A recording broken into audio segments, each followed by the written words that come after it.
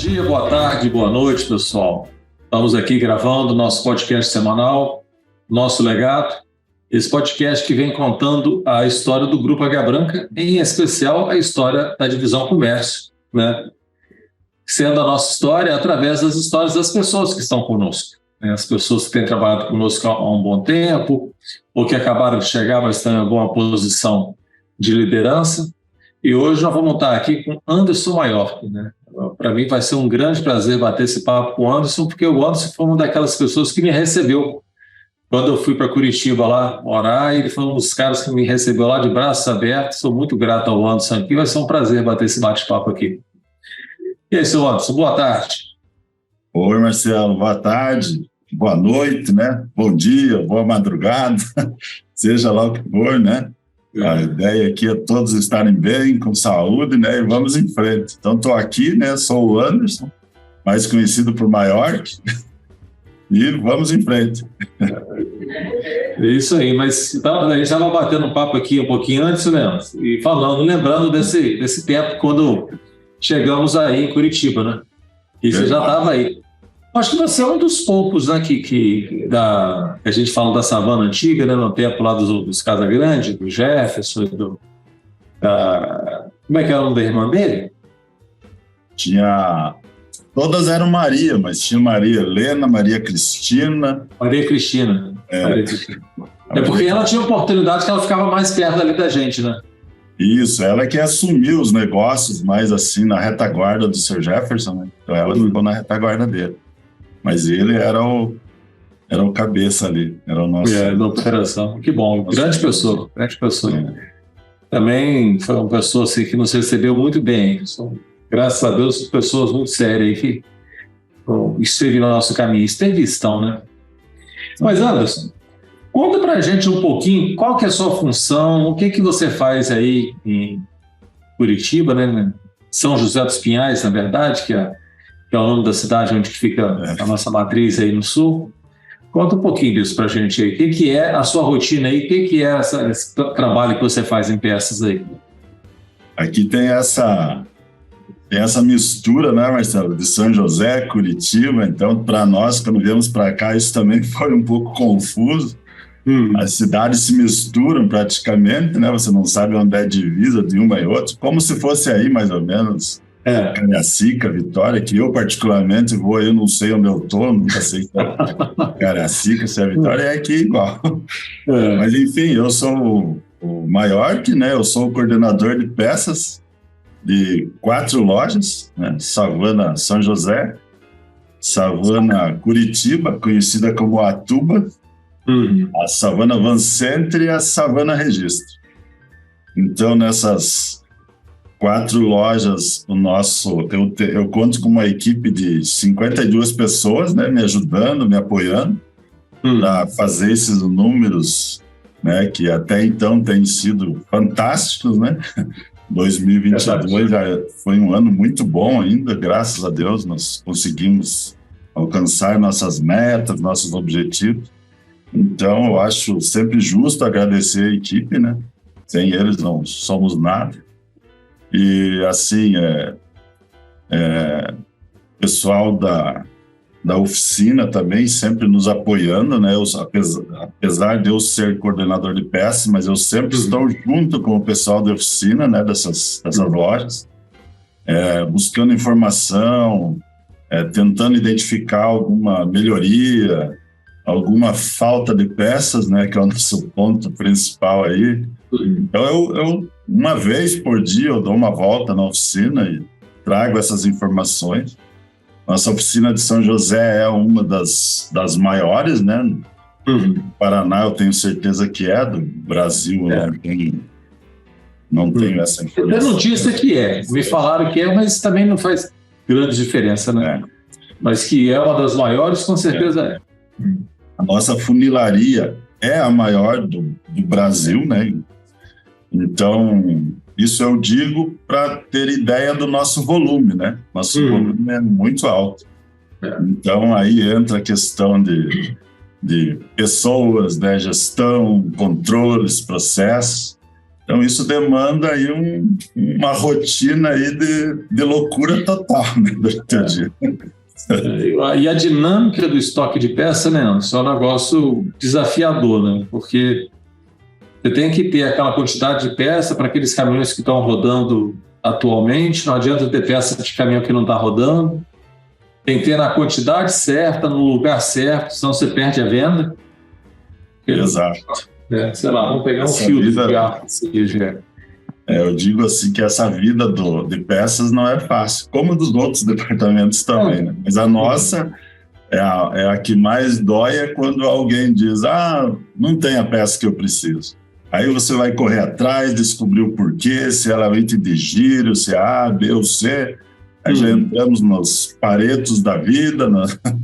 E vamos procurar entender, né? A peça que está nascendo, a peça que está morrendo, quantas eu devo ter, e por aí vai. Ou se foi alguma ação de recall, né? Alguma ação da fábrica de corrigir. Aí você vê aquela peça vendendo um monte, aí você compra um monte, mas aquilo só vendeu porque estava fazendo aquela ação, daqui a pouco para de vender. Também, isso aí. Então, não é fácil a vida do comprador, né? Do coordenador, do pessoal envolvido. Mas, assim, a equipe, o todo faz acontecer, né? É um time, né, Anderson? É um time. É um time. É um time que joga junto aí, como você falou, 52 pessoas. Né? Tem que vender, mas também tem que comprar, tem que armazenar, tem que guardar direitinho. Guardar no lugar certo, porque se guardar em qualquer lugar, depois a peça está lá dentro. Quando você olha no computador, tem a peça. A costume de você perder a peça de novo. Estoque. Também. Então, os controles, né, que criamos é justamente para isso, né? É ter a peça certa no momento certo e ter a peça que está constando no sistema, né? Para quando o vendedor vender ela e separar, ela está lá, bonitinha, na prateleira. Então, isso, né? Claro, tem toda essa parte de almoxarifado, né? Mas também tem a parte de vendas, né? Que eu fico muito próximo aqui. Inclusive, a minha sala aqui é próxima ao Telepeças. Então, aqui hoje tenho 12 vendedores aqui. E isso toma muito tempo. O desgaste é grande com negociações, né? Seja ela pequena ou grande, mas o nosso cliente sempre tem a mesma importância. Então, nós temos todo um processo de prestar um bom atendimento. Então, para isso, eu preciso ter bons vendedores, né? Técnicos em venda de peças. Eu costumo dizer assim, Marcelo, que veículos novos, eles vendem um caminhão, né? Completo. Nós, de peças, nós vendemos como se fosse um Lego para a criança montar. Exatamente. Aqui se diverte. Então, é isso. Então, isso também envolve visitas a clientes, estar próximo ao cliente, né? Tentando melhorar um processo para ele, levando melhorias para ele. Então, a gente tenta o tempo todo praticar isso. Para quê? Para conquistar o cliente, né? Para ter ele, eu digo assim que cliente que vai o resto da vida ficar comigo, isso não existe, né? Mas eu preciso o máximo possível ter ele comigo. Claro. E você fala de coisas bem legais, assim, essa gestão da qualidade de peça, você ter, né, a quantidade no local e tal certinho, e assim, e você ter técnicos aí que são vendedores também, né? Porque às vezes o mesmo modelo de caminhão não necessariamente usam a mesma peça, né? Assim, em anos diferentes, né? Exatamente. Ou às vezes até dentro do mesmo ano, né? Então você pega, sei lá, um 2544 2020. Quero lá uma junta qualquer lá. Às vezes, no começo do ano ele usava uma determinadas peças, na linha de montagem, se eles mudam, você tem que ter outro modelo também. Isso, exatamente. Então, eu já acompanhei isso, sei como que isso é desafiador. Porque não adianta você achar que me dá uma junta de um 2544 2020. Não é assim que vende peça. Tem que ter o número do chassi do carro direitinho, entrar lá no código das tabelas lá direitinho do carro, que vai pegar lá o catálogo eletrônico dele para saber que peça que se aplica, né? Exatamente assim. Parece que você já foi vendedor de peças. Né? Já ouvi falar. Mas é isso mesmo.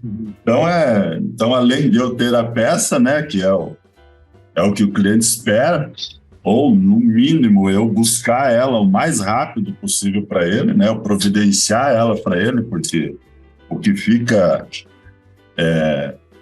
em evidência aqui, né, eu deixo isso muito claro, tanto para os vendedores como para os almoxarifes, que o caminhão é o ganha-pão do cliente. Então, ele não pode parar. Então, nós somos responsáveis em fazer ele andar.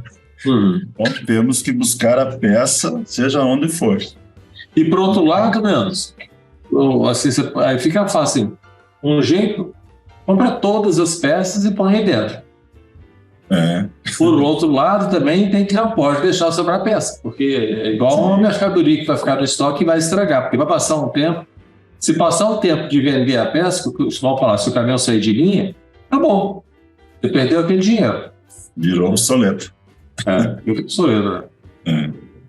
Então, é isso. Então, além de eu ter a peça, atender o meu cliente bem, eu ainda tenho que dispor de uma equipe de logística para entregar a peça para ele, né?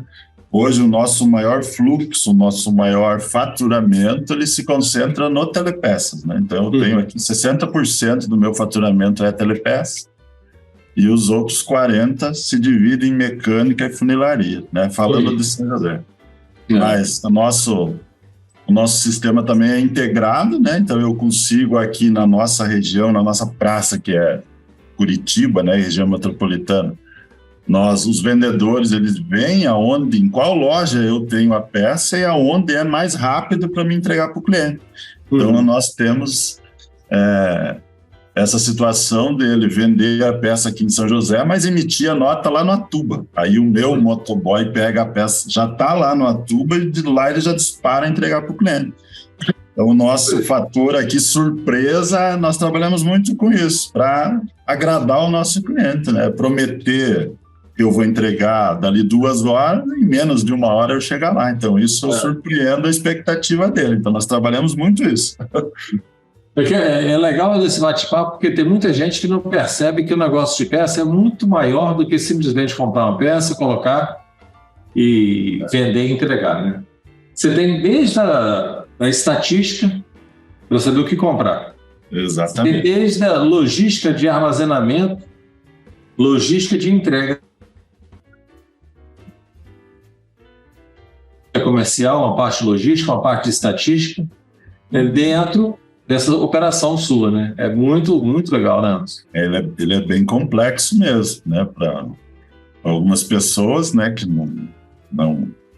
ainda não tiveram a oportunidade de ficar no setor por um tempo, é isso mesmo. Elas acreditam que tem, não tem, me manda, mas não é bem assim.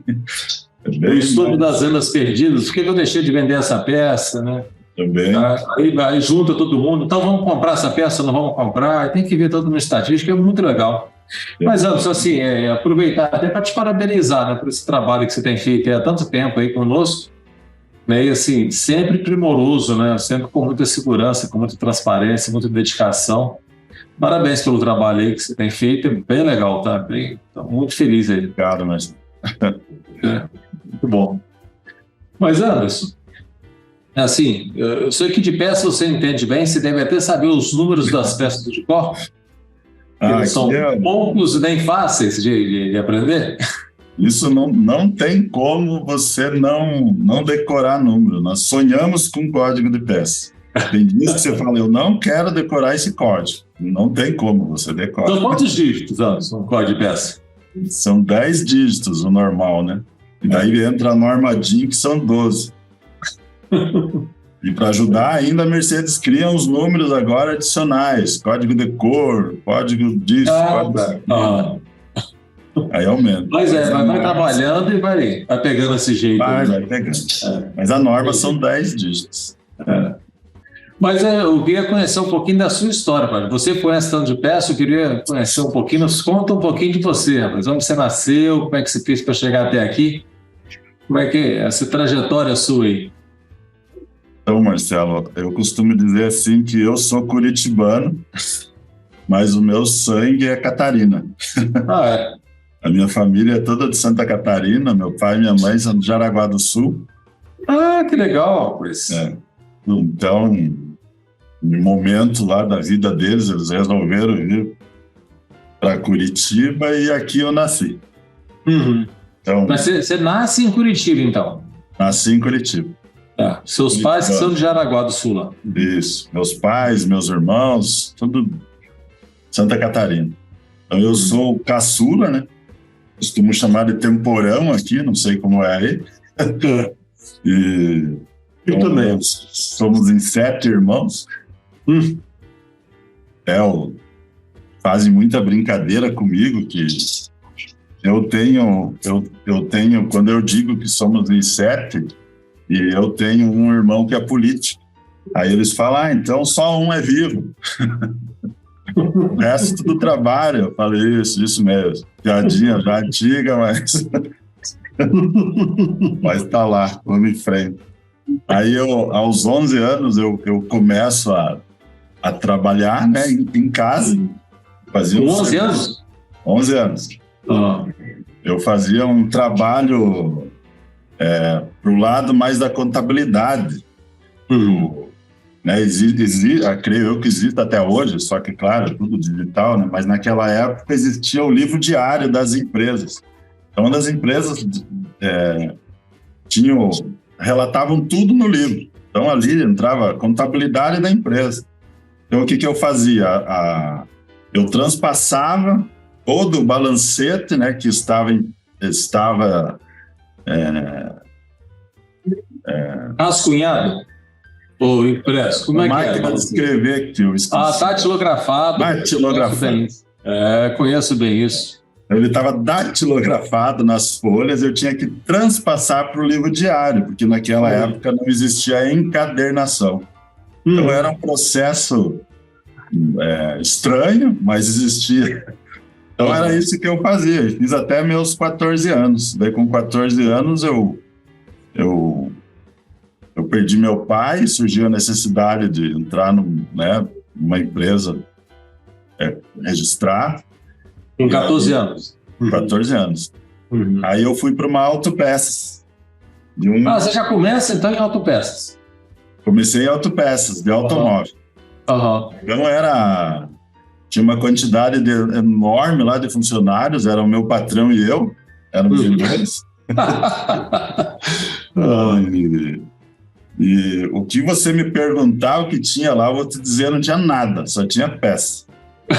A nossa tabela de preços, para você ter ideia, era na peça nós colocávamos o custo da peça em forma de código. Então existia a palavra lá, Pernambuco, onde era e assim por diante. Então eu batia o olho ali, jogava 30% de margem e vendia. Então essa era a nossa tabela. Imagina, o nosso Pareto muito menos, né? Era tudo. Nós estamos falando de uma época, anos 80, anos 90? Isso foi em 87. Em que tínhamos uma inflação muito alta, né, Anderson? Altíssima. Tinha uma inflação, quer dizer, o Pernambuco lá deve ter virado, sei lá o quê, Acre. Não. Era puro chute, né? A tabela não existia. Aí eu fiquei lá 1 ano e meio, aí eu tenho um irmão que já era do ramo da Mercedes, ele trabalhou muitos anos na concessionária de Curitiba e ele conversou lá com o povo lá e fui chamado para uma entrevista. Aí entrei lá em 88 como almoxarife, guardando Mas qual empresa? Era na Civema. Sim. Aqui em Curitiba tinha uns 3 revendas Mercedes, né? Tinha a Divena, a Civema, a Divesa e a Savana, isso. Isso, éramos 3. Então lá eu entrei de almoxarife, descarregando caminhões de peças lá com pranchão, né? Não existia... empilhadeira. As ferramentas eram bem, né, históricas lá, pré-históricas. Enfim, fui aprendendo. Uma alavanca para empurrar a caixa, né? Deixar escorrer lá no pranchão. E pasme, ainda fiquei muito impressionado com a tecnologia da época lá. Lá eu fui descobrir o fax, fui descobrir o telex. Telex. O telex foi o primeiro que me apresentaram. Então eu achei aquilo, eu achei que eu estava em outro mundo, né? Eu nunca tinha visto. Então ali começou, e daí fui para a famosa Boqueta, onde eu aprendi peças, onde eu consultava, onde existia uma tabela de preço, e não era o Pernambuco, era a famosa microfiche. Nossa! Hoje você botar no leitor de microfiche, achar aquela posição. Exatamente. Então, tudo era na mão, né, com bloquinho e caneta, você anotava tudo, o código da peça, pegava o preço na microficha e colocava ali. E aí veio a surpresa, né? Quando me apresentaram para o famoso Cardex. Falaram, aqui é a fichinha amarela, ali é azul, ali é branca e por aí vai. Até hoje eu não sei para que raio servia aquelas cores lá, mas eu imagino que era o Pareto da época. Mas eu acho que era o ABC da época, né? E era ali que deixava registrado os estoques, né? É isso? Exatamente. Tudo que chegava, tudo que saía, era ali. Então o balanço era feito por ali, né? Contava-se as peças e ia lá conferir. Era assim. Então, quando o cliente chegava no balcão e vinha com aquela relação de peças lá de 30, 40 itens, aquilo era um sufoco. Você ficava quase o dia todo ali na mão fazendo a nota fiscal para ele, calculando. Tinha a função, na sua época, tinha a função do notista, pessoa que emitia a nota? Aqui na Literatura teve essa função lá atrás, né? Chamava notista. A pessoa só emitia a nota fiscal. O nosso lá, cada vendedor tinha um bloco. Aí nós emitimos. Né, o vendedor do balcão e do telepeça. Mas era bom, foi uma época assim maravilhosa, formidável. O aprendizado foi gigantesco. Né? Então, tudo que vem hoje de tecnologia, eu sempre lembro lá atrás. É bom dar uma olhadinha lá para trás, né, para recordar esses velhos tempos. Então, foi assim, muito bom. Aí, claro, aí eu, em 94 eu saí por opção minha e entrei na Savana. Em 94? 94. Savana fez um convite e eu saí correndo. Eu entrei na Savana em 94, né? Fui muito bem recebido ali, mas já entrei com um pênalti já lá grande. O meu gerente me chamou lá num canto e falou, Anderson, eu ouvi dizer que você conhece muito de peças, códigos de peças. Eu falei, olha, eu não sei o que é muito para você, um pouco eu conheço.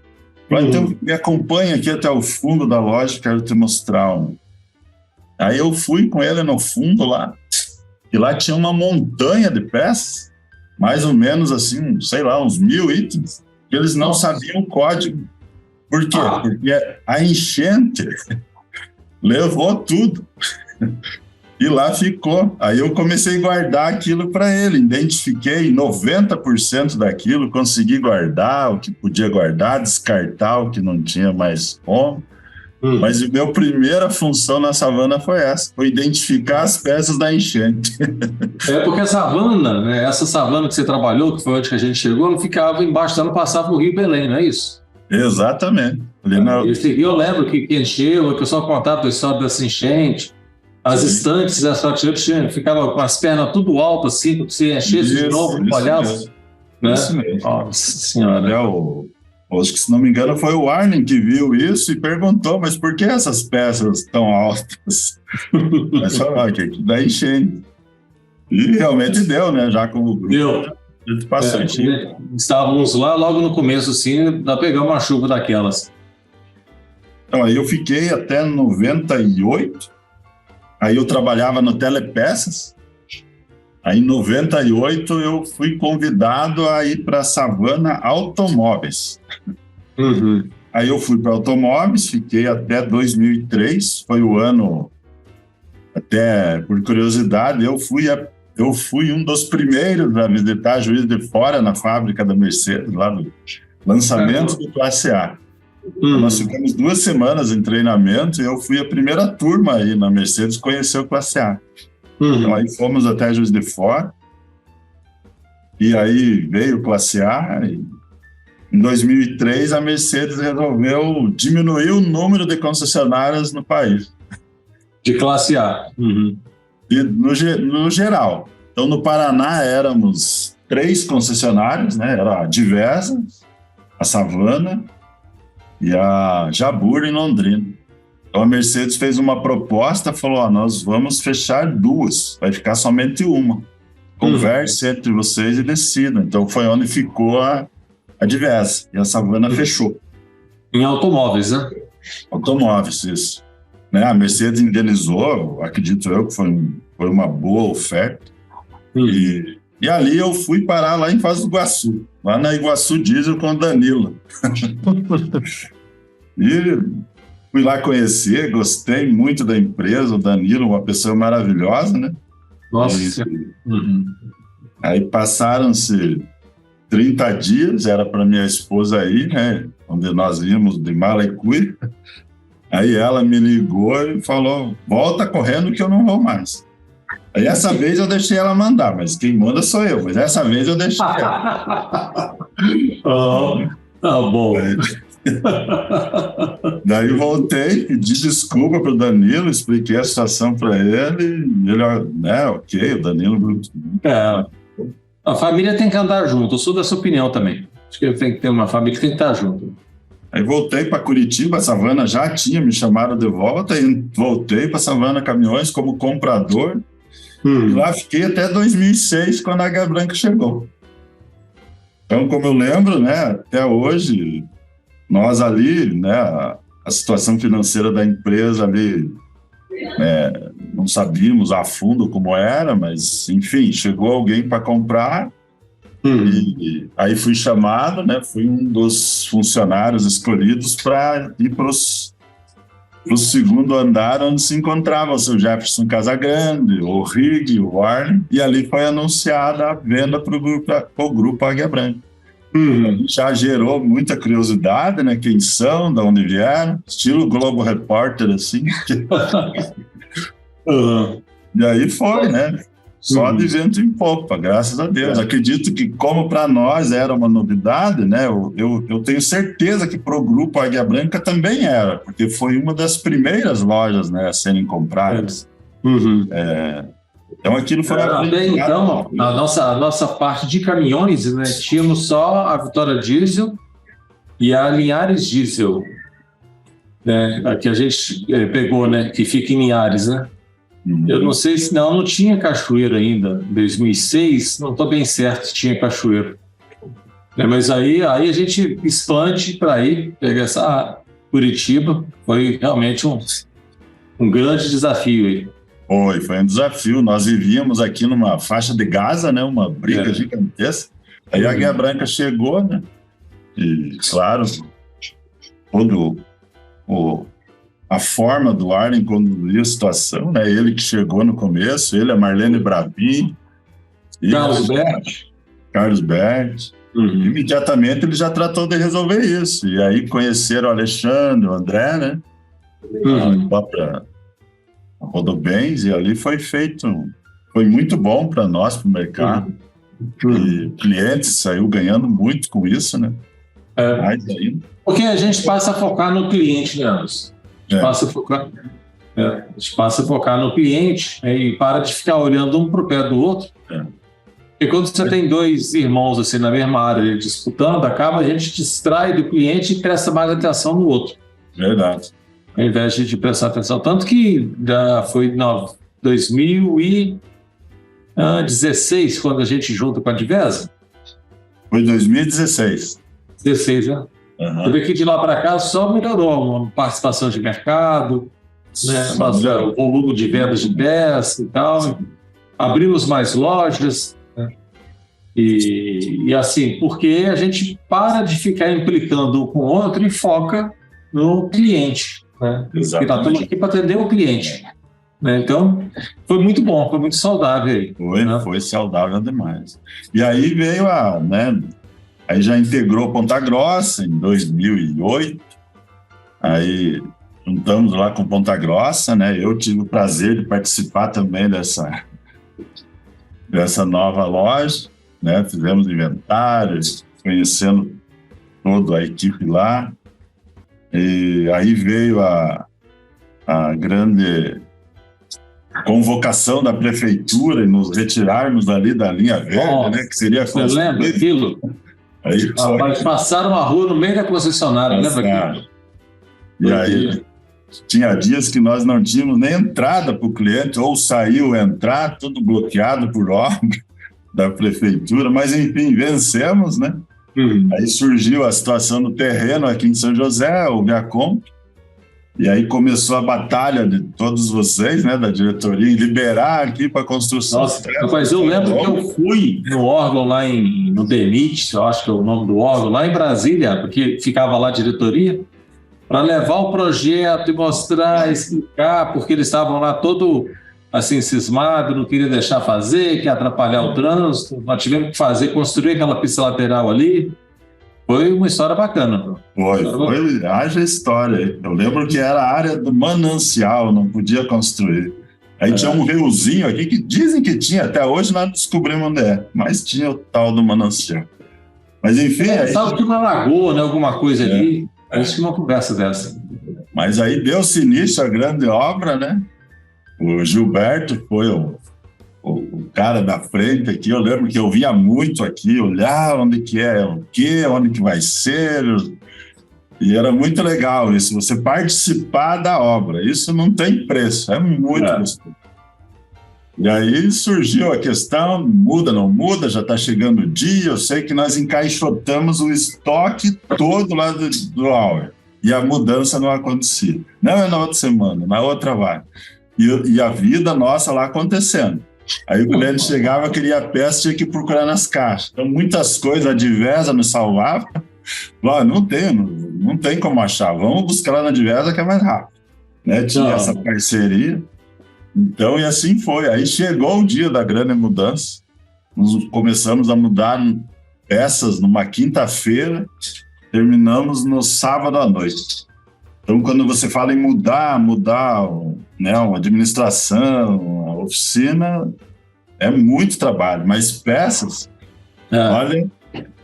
Porque você deve ter aí mais ou menos uns 7 mil itens, né, Anderson? Nessa loja tem 5.300. 5.300. Você imagina que você tem 5.300 posições. Exatamente. Cada item leva uma posição, né? Então você tem uma prateleira, você tem um andar da prateleira, posição na prateleira. É o endereço, como se fosse um endereço de casa mesmo, né? Então, exatamente. Tem que criar esses endereços, ir no sistema, dizer, ó, essa peça está nesse endereço. E não podia misturar na viagem, muito menos perder a peça na viagem. Então foram várias viagens, né? De lá aqui dá 21 quilômetros, então isso foi... Mas também foi sensacional, assim, é satisfatório contar isso.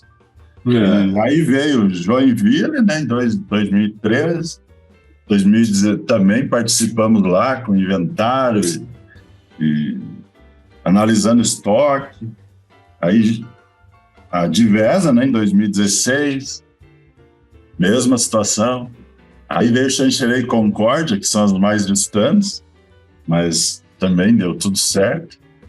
E hoje, graças a Deus... Registro, aí tem Jaraguá do Sul, que a gente está indo agora, acho que em março, abril, Jaraguá do Sul, Campo Largo, que a gente está indo também. Jaraguá está para nascer, né? Campo Largo está ali nascendo também, acho que já estamos ali de 8 meses, mais ou menos. Mais ou menos isso aí, já está mexendo bem, né, Neném? Então, mas já está tudo encaminhado, se Deus quiser, vai ser um ponto fantástico. Muito bom. Fantástico, muito legal. Essa é toda a minha trajetória aí dentro da Savana, do grupo, né? Só tenho a agradecer, claro. Bacana. Bacana, assim, assim, eu tenho uma curiosidade, assim, que nesse vai e vem, Anderson, para lá e para cá, como é que você faz para você se desenvolver as pessoas que trabalham contigo, sabe, para as pessoas evoluírem, aprender a estudar peça, aprender a atender cliente, aprender sobre estoque, sobre logística? Como é que você estimula isso nas pessoas, Anderson? Aqui, eu valorizo muito aqui são os treinamentos, mas assim, essa questão de treinamento, né, até uns anos atrás, ele não era tão batido, né? Hoje não, hoje além da Mercedes nos dá muitos treinamentos, a própria Águia Branca, ela, né, nos dá esse privilégio dos treinamentos. Então, isso eu não abro mão, eu vou junto, peço para todos colaborarem, né, assistirem os treinamentos. Então, isso é um ponto assim, fundamental para o desenvolvimento. A gente aprende muito com os treinamentos. Aí, claro, aí vem eu, particularmente, eu gosto muito de internet, né? Hoje é o básico, todo mundo. Mas ali tem muita coisa ruim, né? Você tem que filtrar isso, saber o que você vai guardar para você. E aqui eu tenho um processo que a parte do almoxarifado é onde eu tenho maior movimentação de pessoas, né? Porque eu preciso formar vendedores de peças.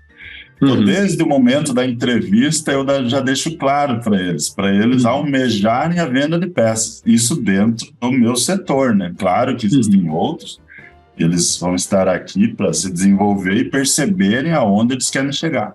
Eu deixo claro isso e dou sempre apoio.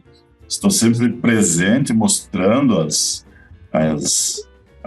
nossos processos e apoiando em tudo, né? Então, isso é muito bom. Eu tenho também uma questão aqui que nós chamamos de escolinha. Uma vez por semana eu tenho um menino e ele dá aulas de catálogo de peças para os novos almoxarifes. Então, ele pega ali meia hora de um dia da semana e chama um almoxarife, tem lá a sequência deles lá, e ele dá aulas de EPC, que é o nosso catálogo, né, para se desenvolverem em peças. Então ali começa tudo. Então isso é um rodízio, né? Ele começa almoxarife, aí o projeto dele aí para a boqueta de peças, depois o balcão e depois o telepeças. Isso quando não vem um outro setor e leva essa pessoa para lá, né? Que são os talentos, isso existe, né? E é muito bom. Eu adoro descobrir talentos. E desenvolver, né, Anderson? Porque é tão bom a gente desenvolver as pessoas, ver as pessoas crescerem, ir para frente, né? É um negócio tão saudável. Isso é muito bom. Isso não tem preço. É o melhor de tudo. Dentro disso também, Anderson, tem muita questão de inovação, né? De fazer uma coisa diferente, de fazer uma coisa melhor e tal. E como é que você faz isso aí no dia a dia? Marcelo, a inovação, eu tenho por hábito, nas minhas visitas a clientes, a fornecedores, nada melhor do que uma boa cópia, né? Então, como a cultura japonesa dizem que eles copiam tudo, eu mais ou menos sigo eles. Então, o que eu vejo de bom, eu já automaticamente eu já estou pensando aqui na minha rotina, como eu posso adaptar isso para minha rotina. Então, o momento todo que eu estou lá, eu estou em observação. Eu trago isso para o almoxarifado, para vendas, e dou exemplos, mostro, implantamos algumas situações. Também envolvo muito a equipe para eles sugerirem ideias, trazerem ideias. Eu costumo dizer assim, por mais absurda que você ache, mas me fale. Às vezes o absurdo para você não é para mim, não é para a empresa. Vamos trabalhar a ideia. Então isso a gente faz muito e muitas já foram colocadas em prática, algumas não, abortamos no caminho porque vimos que não era interessante, mas ao menos colocamos em prática e damos o feedback a quem deu a ideia, que ele precisa do retorno, ele precisa saber. Então, isso eu acho a parte mais importante, dar o feedback a quem sugeriu a ideia.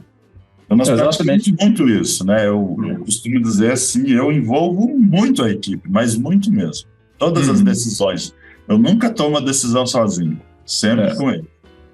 Mas isso, Nancy, essa observação o tempo todo, essa antena ligada, né, para onde que a gente vai, né? E assim, a gente fala que a gente copia, mas assim, você pega mais ou menos uma ideia, porque você tem que adaptar para a sua realidade. Você acaba desenvolvendo, né, o seu próprio jeito. Né? assim, sei lá, tem um jeito diferente de guardar a peça, mas tem que estar com isso, com aquilo e tal, né, que você vai fazer. Então, e também envolver as outras pessoas, respeitar a opinião das outras pessoas, é realmente um trabalho muito legal. Que bacana, muito bom, muito bom. Pratico mesmo. Mas Anderson, me conta uma coisa aqui, você com essa experiência toda aí, você começou na Savana em 94 e eu comecei na Vitória Diesel em 94. Começamos no mesmo ano. Né? Você vê que os nossos destinos foram traçados aí, ó. Mas se você tivesse perante uma turma, né, nova de pessoas que estão começando a trabalhar conosco, que conselho que você daria a elas? Né? Eu costumo dizer assim, Marcelo, para os novatos, que eles sejam ambiciosos. Eles tenham um planejamento de vida, né? Saber o que eles querem lá na frente, como eles querem construir uma família. A maioria dos meus meninos aqui, a média de idade deles é 21 anos, dos almoxarifes. E é onde eu mais contrato almoxarife. Então, eu sempre deixo claro isso para eles serem ambiciosos, né? Fazerem um planejamento, saber o que eles querem, ir atrás do sonho deles, né? Aquela ideia de o céu é o limite, né? Claro, sempre respeitando as pessoas acima de tudo, sempre valorizando as pessoas. Então, esse é o meu conselho, né? A disciplina acima de tudo, né? Saber as regras, os processos, sempre estar interagindo com todos e com tudo, né? Isso é o que eu sempre deixo claro aqui para eles. Não, muito bacana, muito bacana. Isso estimular essa ambição boa, né? Essa vontade da pessoa querer crescer, se desenvolver. Belíssima história, seu Anderson. Muito bom. Ou seja, o nosso programa ele vem contando sobre o nosso legado, né? O legado do grupo, o legado das pessoas e tal.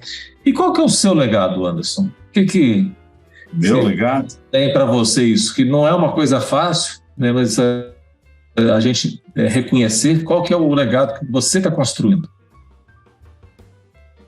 O meu legado ele está baseado sempre na simplicidade. Eu sou uma pessoa simples, né? Eu sempre digo que eu não gosto de complicar o que é fácil. Às vezes as coisas são tão fáceis, né?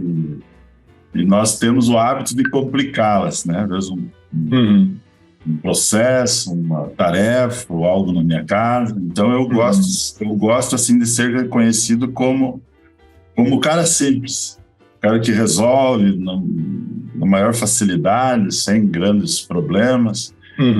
E é isso, eu quero deixar isso como enraizado, né, na minha família, na minha equipe, como um cara simples, humilde, mas que vai atrás dos seus sonhos, seus ideais, né?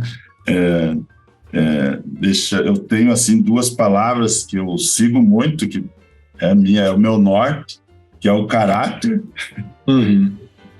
e a simplicidade. São as 2 palavras que, para mim, me norteiam, né? É isso. Verdade. E você vê que isso coincide muito com os valores e princípios do grupo, né? É um grupo que respeita muito, que trabalha por isso, muito trabalho, né?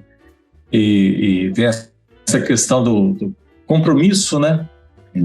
Com aquilo, com os acordos assumidos, né? Então isso também não tem tanta vaidade de querer ficar se aparecendo para lá e para cá, baixar a cabeça e trabalhar. E aí essas coisas, quando se encontram, você vê que dá certo, está conosco há tanto tempo já, que bônus. Poxa, Anderson, que legal, que bate-papo bacana aqui.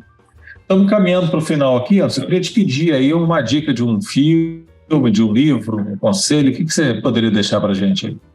Um livro?